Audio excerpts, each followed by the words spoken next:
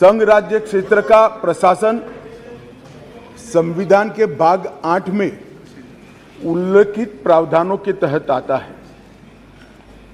अनुच्छेद 239 से 242 तक इसकी कार्यरीति को संविधान में वर्णित किया गया है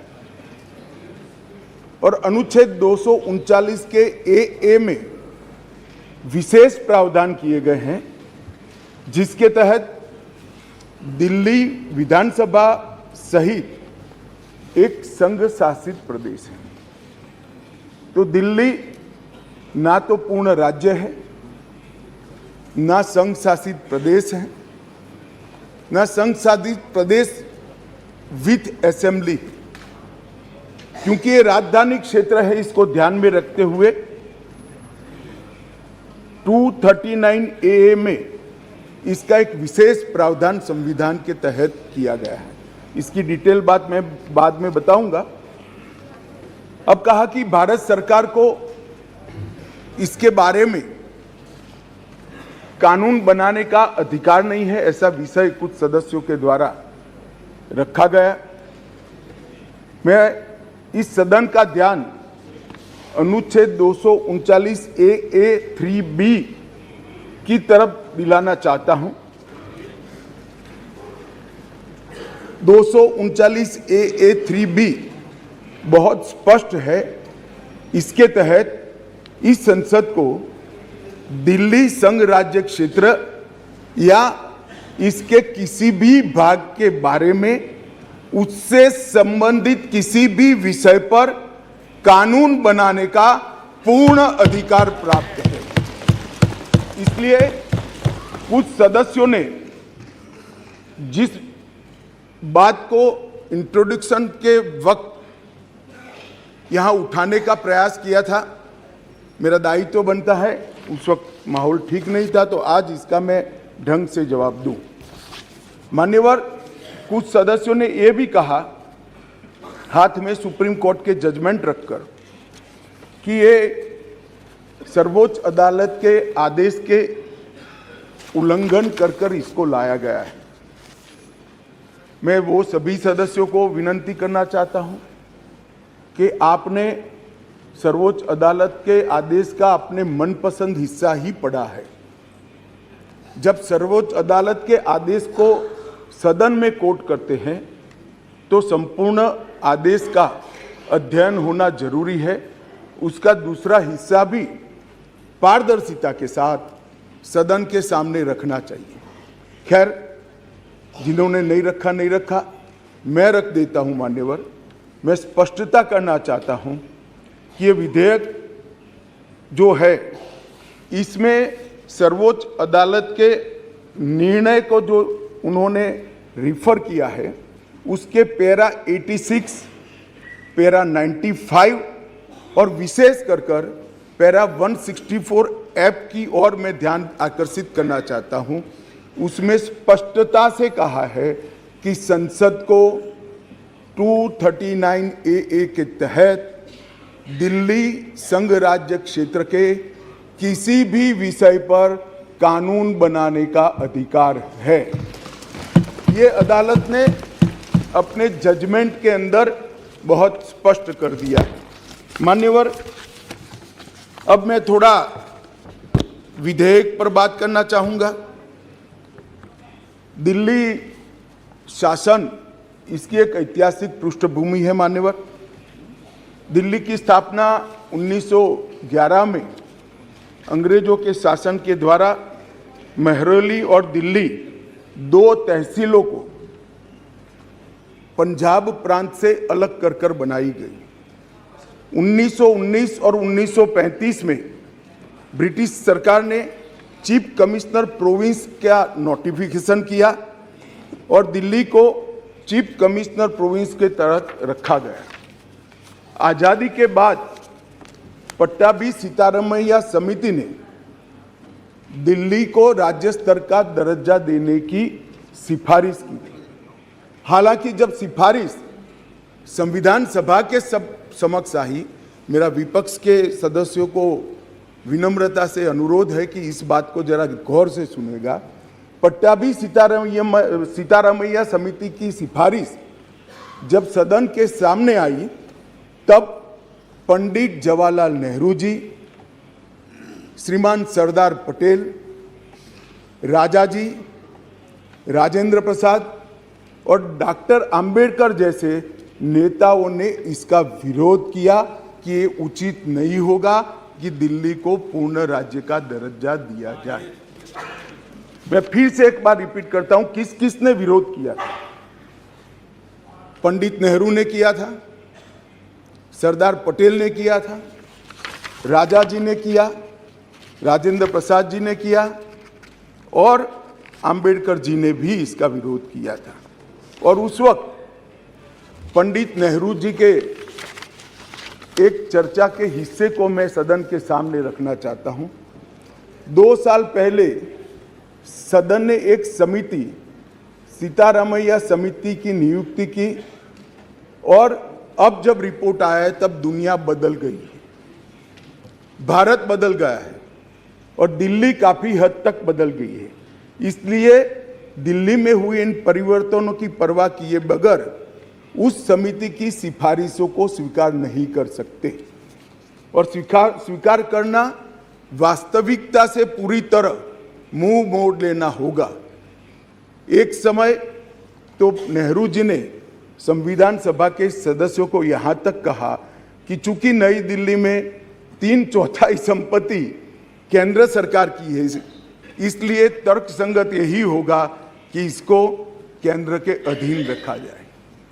बाद में जब अंबेडकर जी ने समापन किया, तब उन्होंने कहा, जहां तक दिल्ली का सवाल है, हमें ऐसा लगता है कि भारत की राजधानी के रूप में शायद ही किसी स्थानीय प्रशासन को मुक्त अधिकार यहां दिए जा सकते हैं।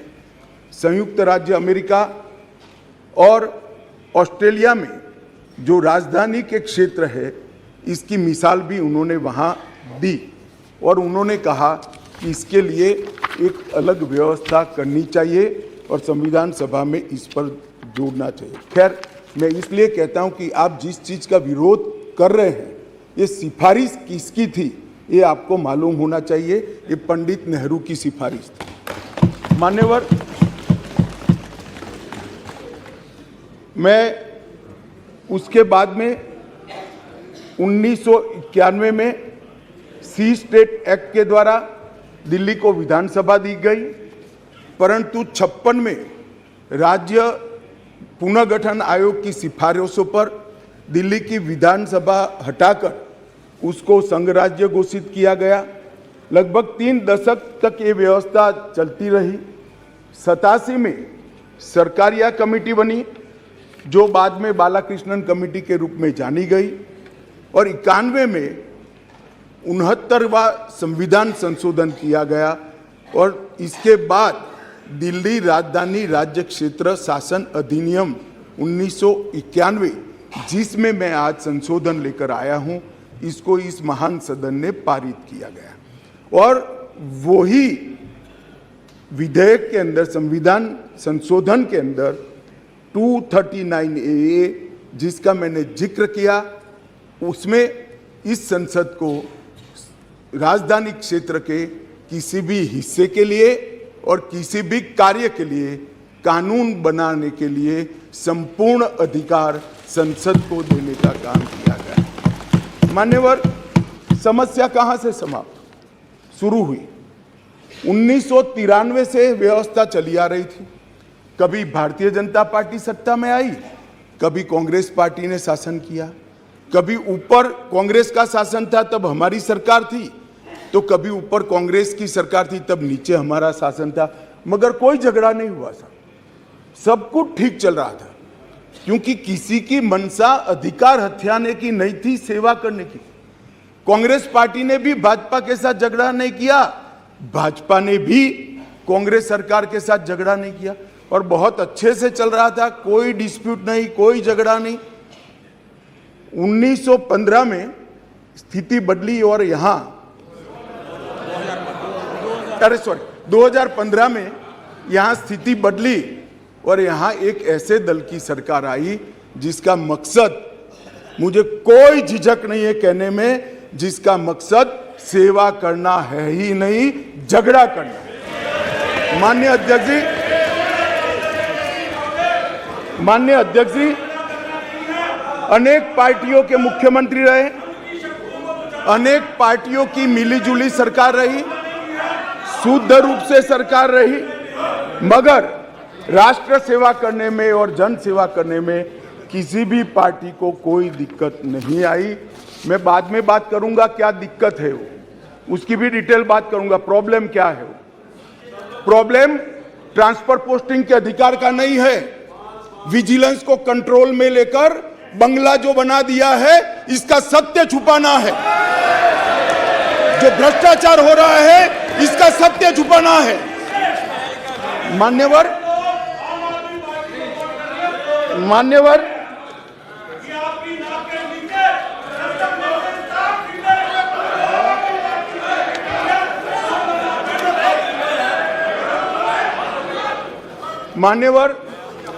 उसके बाद में 15 में अचानक ही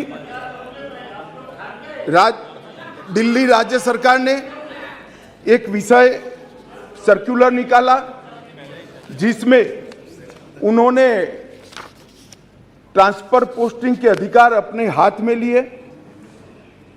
केंद्र सरकार ने एक नोटिफिकेशन निकाला, उसको हाई कोर्ट में चैलेंज किया गया।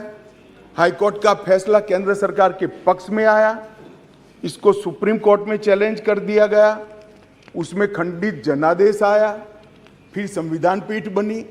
संविधान पीठ ने कुछ फैसले कर नीचे फिर से 2 जजों की बेंच को दिया, उसमें भी सहमति नहीं बन पाई, और फिर से संविधान पीठ बनी जिसने अभी फैसला दिया।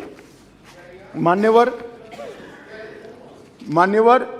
वो जो इंटरप्रिटेशन है, वो इंटरप्रिटेशन उन्होंने कानूनी और मॉरल दृष्टि से नहीं किया। उन्होंने इंटरप्रिटेशन कानून की स्थितियों का करते हुए ये कहा है कि फिर भी दिल्ली देश की संसद को और भारत सरकार को दिल्ली संघ राज्य क्षेत्र के लिए हर प्रकार का कानून बनाने का अधिकार है।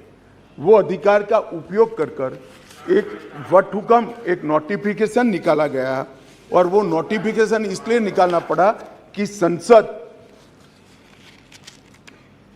उस वक्त काम नहीं कर रही, मतलब संसद बैठी नहीं थी, बैठकें चल नहीं रही, तो नोटिफिकेशन निकला, और संसद सत्र के अनुपस्थिति में जो नोटिफिकेशन निकला, इसको मैं यहाँ लेकर आया हूँ, जो आज सदन के चर्चा के लिए मैंने आप सबके सामने रखा है। मेरा सभी पक्ष के सदस्यों से विनती है कि चुनाव जीतने के लिए, किसी समर्थन हासिल करने के लिए, किसी पक्ष का विधेयक का समर्थन करना या विरोध करना, ऐसी राजनीति नहीं करनी चाहिए। नए गठबंधन बनाने के अनेक प्रकार होते हैं। नया गठबंधन बनाने के अनेक प्रकार होते हैं। विधेयक और कानून देश के भले के लिए लेकर आते हैं। इसका विरोध या इसका समर्थन भी देश के और दिल्ली के भले के लिए करना चाहिए। अगर हमारी राजनीति में थोड़ी स्वीकृति कम है तो सबको मिलाना है। दिल्ली का जो होना है वो हो, जितना भ्रष्टाचार होना है वो हो। मंत्री कुछ भी करे, मुख्यमंत्री करोड़ों के बंगले बनाए, मगर हम विपक्ष में रहते हुए समर्थन करेंगे, क्योंकि हमें गठबंधन बनाना है। इस तरह से नहीं सोचना चाहिए। मेरी अपील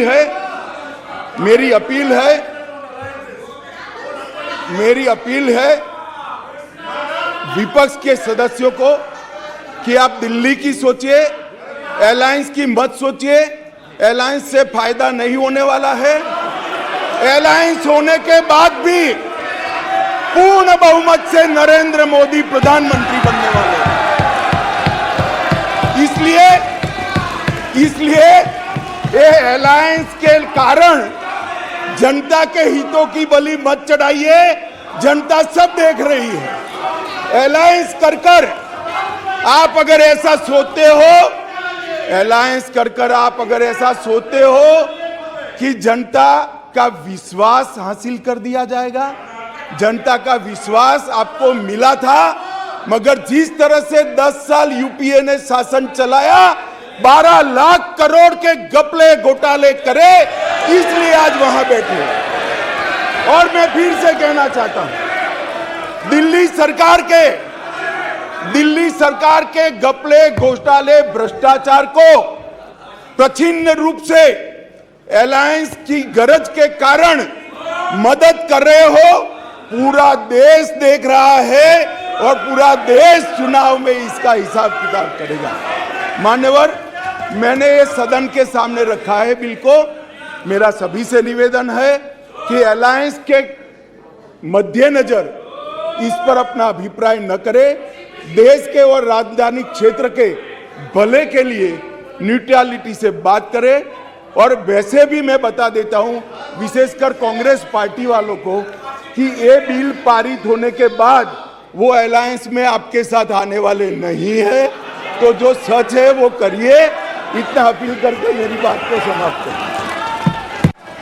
प्लीज, माननीय सदस्य, आपको बोलने का मौका दिया जाएगा, लेकिन आप बार बार उठोगे तो मौका नहीं दिया जाएगा।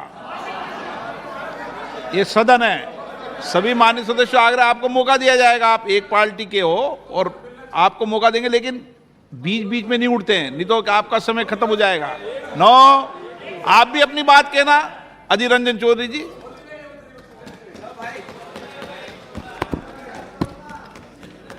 सर, आपको विराजमान होते हुए हमें बड़ा प्रसन्न होते हैं।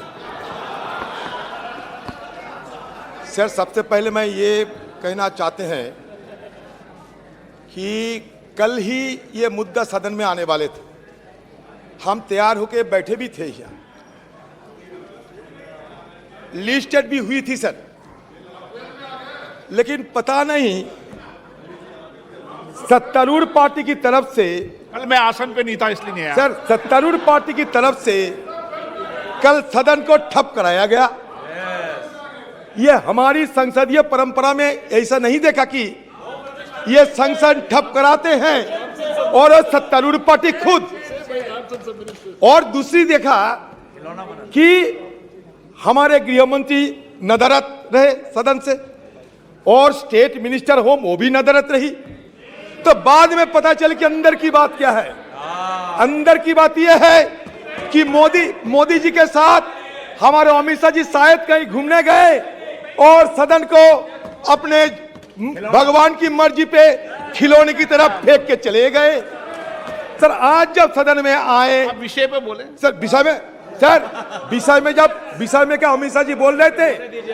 सर, आज जब सदन में आए तो अच्छा लग रहे थे कि हमारे अमित शाह जी बार बार जवाहरलाल नेहरू जी को और कांग्रेस पार्टी को तारीफ कर रहे थे। मैंने सोचा क्या देख रहे हैं भाई, ये दिन है या रात है। मैं तो सोचा कि दौड़ के जाए और अमित शाह के मुंह में शक्कर शहद डाले, क्योंकि अमित शाह की मुंह से नेहरू जी की तारीफ, कांग्रेस की तारीफ बकाई, ये मेरे लिए बड़ा अच्छा लगे। लेकिन कुछ ही समय बाद ये पता चले कि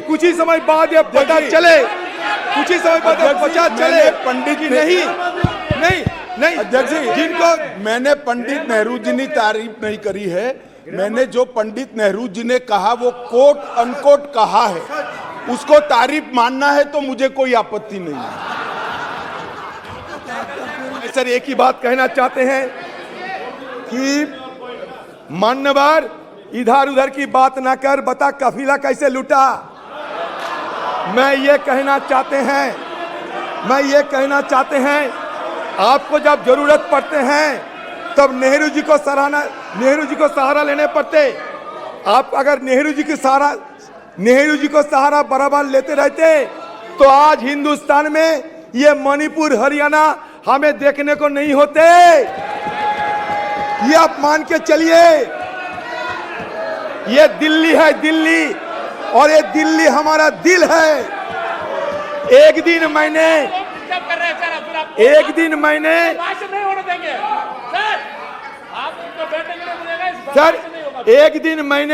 अपने रूह से पूछा ये दिल्ली क्या है? जब जवाब में ये बताए गए मानो आसमान जिस्म है तो दिल्ली उसका जान है। तो ये दिल्ली के साथ बार बार क्यों छेड़खानी किए जा रहे हैं, ये मैं आप लोगों से पूछना चाहते हैं। आपने खुद अपने वक्तव्य में ये पेश किए कि 1911 में ये कलकत्ता से राजधानी उठ के दिल्ली आए। बिल्कुल सही बताया आपने। ये 1990 में बालाकृष्ण कमेटी की रिपोर्ट और recommendation I. 69th amendment 1991 was passed by parliament, which inserted articles 239AA and 239BB in the constitution and provided for a legislative assembly in Delhi. In short, the 69th Amendment Act roughly restored the kind of governance system that was offered to Delhi in 1952, a union territory with a legislative assembly, council of ministers, and an elected chief minister with limited mandate. ये union territory बने 1956 में। देखिए, मेरा सिर्फ यही कहना है कि आप जो भी कहे, शंका हमारे इसलिए है कि हिंदुस्तान में से एक ही राज्य दिल्ली नहीं है। अगर दिल्ली में इस तरीके की छेड़खानी होते रहेंगे तो इसके चलते आप धीरे धीरे हिंदुस्तान की बाकी राज्यों में एक किस्म के ही हमला करते रहेंगे। अगर आपको यह लगे कि यहां घोटाला होते रहते, ये घोटाले के लिए क्या ये बिल लाना जरूरी था? आपके हाथ में ईडी है, सीबीआई है, कितने सारे फौजें हैं आपके हाथ में, कितने सारे शक्तियां हैं अपने जेब में, तब उसको इस्तेमाल क्यों नहीं करते? ये घोटाला की चलते, घोटाला की विरोध करने के लिए आपको क्या ये बिल लाना जरूरी था? मैं ये सवाल पूछना चाहते हैं। दूसरी सवाल ये है कि देखिए ये अध्यादेश की घोषणा लोकतांत्रिक और न्यायिक विचार विमर्श का दरकिनार करने का एक स्पष्ट प्रयास है।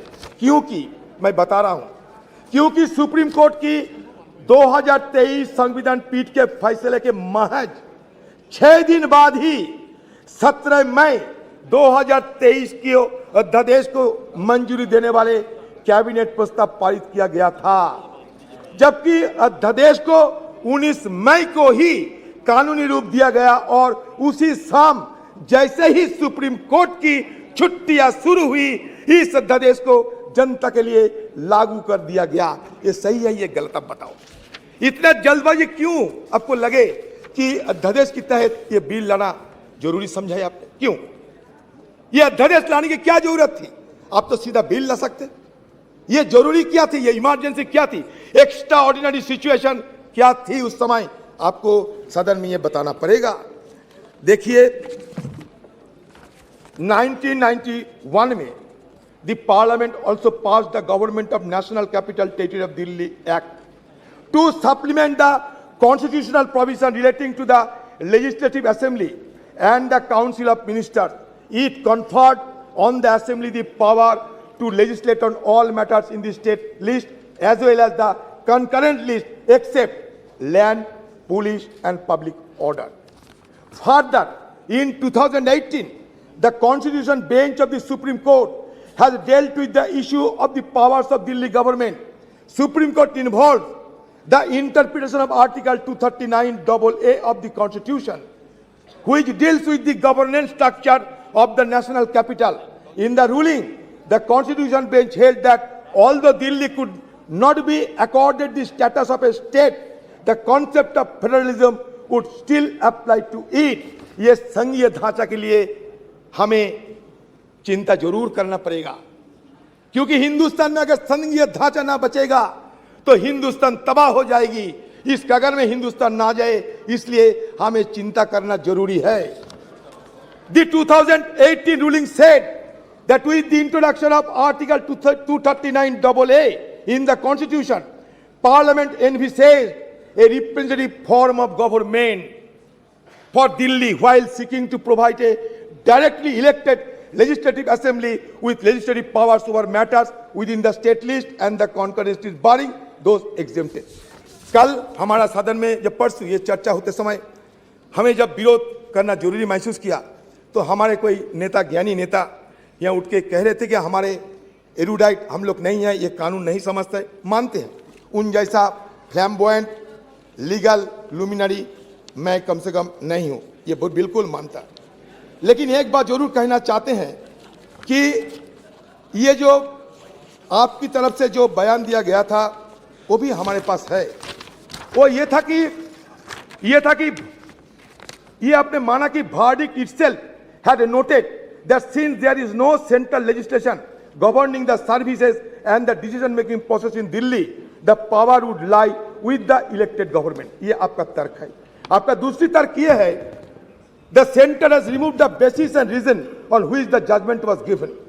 The Supreme Court decision on the interpretation of Article 239AA, entry 41 in the absence of any specific parliamentary legislation dealing with the subject of services seem to be an acknowledgement of the Supreme Court as the superior authority of Parliament to make laws for national capital। ये आपका तर्क यही है। तो इसके साथ मैं ये कहना चाहते हैं, बिल्कुल आपका तर्क सही है, लेकिन ये भी सही है कि review petition filed by the centre in the supreme court claim that Delhi is not a full-fledged state, but only a union territory which is an extension of the union। आपको सुविधा ये मैं बता रहा हूँ। The parliament is Delhi's true legislation, ये भी अपने कहते, true legislation, ये भी अपने कहते। The center has argued, however, the May 11 judgment addresses the contention by acknowledging that though Delhi is not a full-fledged state, its legislative assembly is constitutionally entrusted with the power to legislate upon the subject in the state list and concurrent list। आपके यहाँ बहुत बड़े बड़े वकील बैठे हुए हैं, हमारा रविशंकर प्रसाद जी वो भी है, आप खुद आप देख लीजिए।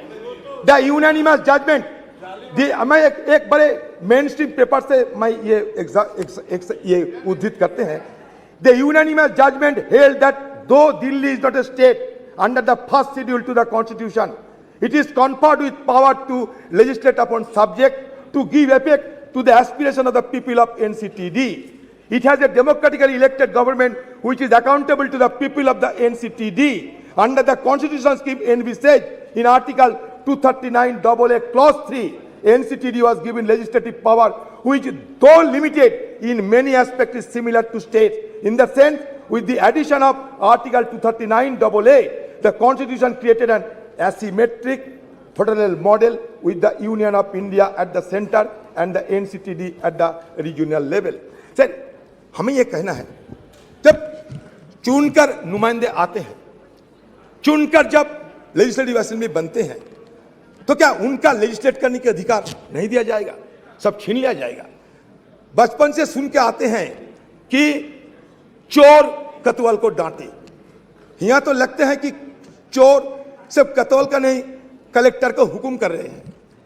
क्योंकि यहाँ सारे जो हमारे लेजिस्लेटिव असेंबली रहेगा, ये लेजिस्लेटिव असेंबली को खत्म करते हुए ये ब्यूरोक्रेट्स पे सारे जिम्मेवारी, सारे अधिकार ब्यूरोक्रेट्स पे सौंपा जाते हैं। ब्यूरोक्रेट्स फैसला करेगा सरकार कैसे चलेगी। ये क्या सही होगा देश के लिए? हमें